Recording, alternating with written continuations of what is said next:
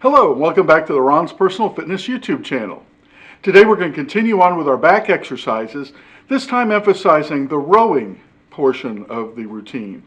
Now, if you have a rowing machine in your studio, that is primarily utilized for cardiovascular training.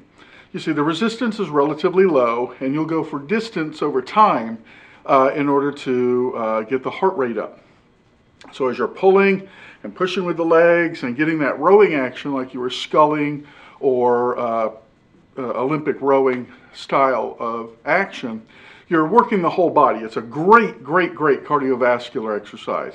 But today we're talking about rowing with the weights for resistance to target the muscles of the upper back.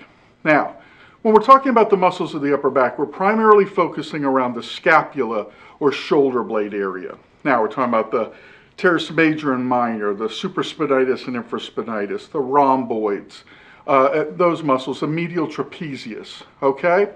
Those muscles make up the bulk of the middle back and give that thickness and powerful look for the men and a nice sleek appearance for the women. So let's not forget that resistance training for women does not turn them into little men. Women's muscles and men's muscles are designed a little bit differently, especially the insertion points and so on. So a longer, sleeker look to a well-toned muscle is favorable for women as opposed to the bulky, super muscular look that a man might be able to achieve. Okay, so let's get started on our routine today and build some back thickness. All right, this is a lat machine with a seated row as well. So we're going to position ourselves in the machine. This one doesn't give us a big stretch, but it gives us enough. So we're going to reach forward, making sure that we can get our scapula to really stretch in the forward position. As we pull back, we don't want to lean back too far. We want to squeeze those shoulder blades together. We're breathing out on that squeeze. So we're going to breathe out and pull. We're locking everything in using the core muscles to really stabilize, and we're pulling. We don't pull like this, and you don't want to get the whole body involved to pull the weight. See how it's just jerking? The weight's just kind of flying around. That is not positional safety there. And here is a much better position, back to what we were talking about. Now if we change the handles, we now have a wide handle that provides for a parallel grip out at the outer ends. And this is going to keep our elbows out nice and wide and give us a different angle of attack on those muscles. Again, it does feel different if the elbows are out wide or if the elbows are in close. It also feels different if the hands are parallel to one another, palms up or palms down. With our palms in that position, it's kind of a neutral position. Now we're going to go to a palms down or a straight bar row position. Now that we'll call that a middle position for the elbows. They're not all the way in and they're certainly not all the way out. And then when we switch to an underhand grip, that immediately sucks those elbows right into our sides and gives a much tighter feel, especially down on the lower sides of the back around the latissimus dorsi muscles. Now we're going to change it one more time. This is a conventional bar. It's usually what you would find at the top of a lat machine bar. Now we're going to go out wider than shoulders width and really emphasize the width of the pull here. My elbows are about as wide as they can be here. So this is really targeting the width of the back, squeezing along the way. That stretch right there is probably the most important, if not one of the most important parts of that exercise. I can move my hands in closer and maintain a close grip overhand pull. Again, that gives me more stretch there, right there, and really targets the middle part of the back just a little bit more over the others. And on this bar, I also can do an underhand grip. The underhand position, again, is nice and tight here and allowing us to really focus. I'm pulling to the upper part of the abdomen, the lower part of the sternum,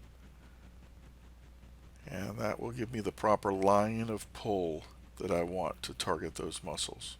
I'm keeping my abs tight so as to protect my low back throughout all of these back movements. We've now put 2 individual handles on there, which as you can see will give us the rotation that we want to add another element to this pull. As they're independent of one another but still connected to the same cable, it gives me that little extra range of motion as I rotate the hands out and really pull that into the chest. Whereas the bar might contact my abdomen, I can go a little bit around it, if you will, with these handles. Otherwise, everything is exactly the same. Now, here we're going to eliminate our feet from being a brace, and we're just sitting up against that so we don't slide in the seat. But now I've added another element of stability through the core.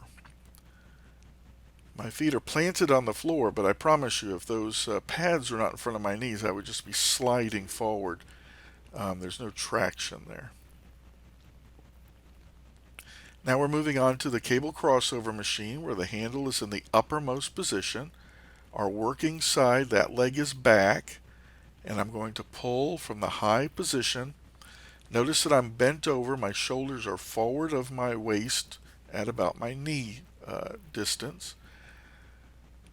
The emphasis here is on the stretch. You get a little bit better stretch and a really good individual squeeze as we move from side to side here.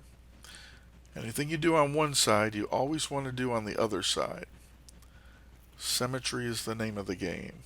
Notice that when I switch sides, I also switched my lead foot. The working side is back. That allows for a stretch from the back of the shoulders all the way down to the back of the waist. Now we're going to move the handle to the bottom position, still taking that bent over position with the body. The working leg is back. My hand on the non-working side is bracing so that I don't get pulled forward and allowing my core to stay tight and my back to stay flat. I do not want to round my shoulders in any of these positions. I want a straight line from the back of my neck to the back of my low back, to the middle of my low back. Again, we're going to switch. Now in the first set, I just kept the thumbs up. Now that I've switched hands, I'm going to do a rotation. That's just to show you a variety here. Whatever you do on one side, do on the other. If you rotate on the left, rotate on the right. If you don't, then don't. You wouldn't do a set like this. I'm just showing 2 variations, one on each side. Now again, it kind of looks like you're starting a lawnmower, but it's not done the same way. Now moving on to the bench and a dumbbell, I'm going to place my non-working side's knee and hand on the bench, keeping my working side out like an outrigger of an outrigger canoe, and that keeps my back nice and flat. You can see there's no big arch to my back there. I'm going to pull the weight up, squeeze into the chest, feel those shoulder blades absolutely retract at the top there, and again we can add a rotation if we want to. We're breathing out on the way up on this movement, by the way. Now here's, that's just your arms working. I was really kind of jerking the weight there. We don't want that. And don't get too close. You want to really get a nice stretch to everything. If you get all bunched up, it just isn't going to work as well.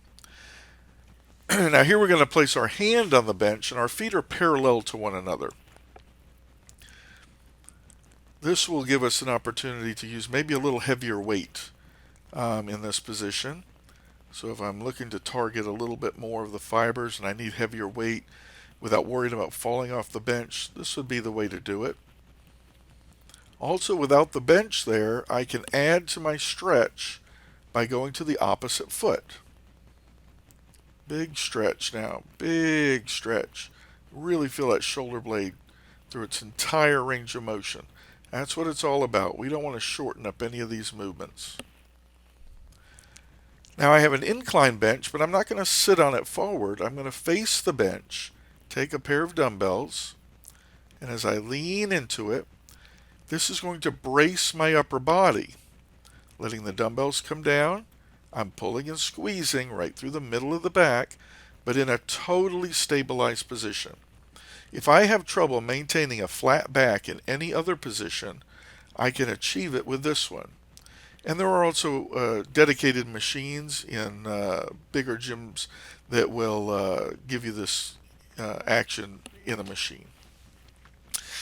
Now, I often tell my clients, I want you to achieve a gorilla position. That's with knees bent, with your shoulders forward and your arms dangling down.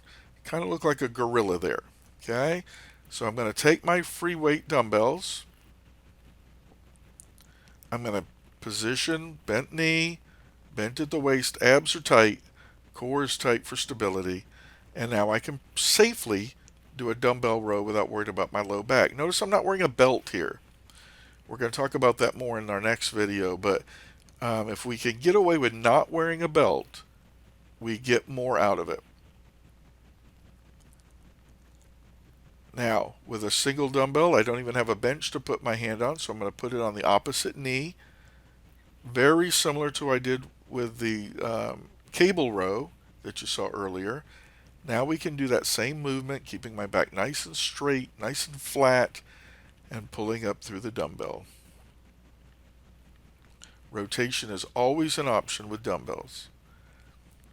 Don't do it every time, but don't forget to do it either. Now this is a barbell row. The barbell is set up on a stand where I can pick it up safely. I'm going to position my hands shoulders width apart, lifting the weight, keeping it close to me, taking one step back, positioning as if I'm in that gorilla position, and then pulling up to the waist. I'm pulling high on the waist to get a nice big squeeze. I don't want to get too tall here. I want to stay bent over, but I don't want to bend over too awful much for fear of overstressing the low back. That's not the movement, and jerking and pulling is a recipe for a low back injury and a trip to the chiropractor, if you're lucky. This is a T-bar row. The T-bar row utilizes a barbell with weights at one end, and in this case a bar attachment. You can also use a V-bar and just stick it under the bar and put one side on either side. We're going to position ourselves forward to begin with so that I'm pulling more to my abdomen.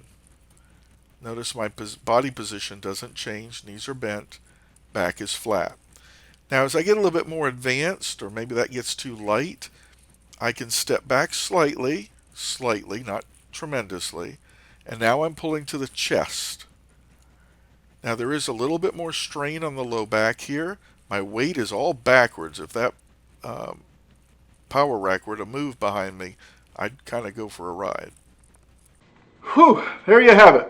A routine made up primarily of rowing exercises used to target those complex back muscles. We used everything from machines to cables to barbells to dumbbells today. So there should be something that you could find to add to your routine to spice it up just a little bit. Now next time we're going to do some specific exercises that might be considered a little bit more isolation, and we'll even have some targeted low back exercises next time as well. And until next time, please hit that like and subscribe button, ring that bell, get that notification, let you know when each one of our videos is posted. And until next time, we'll see you right back here.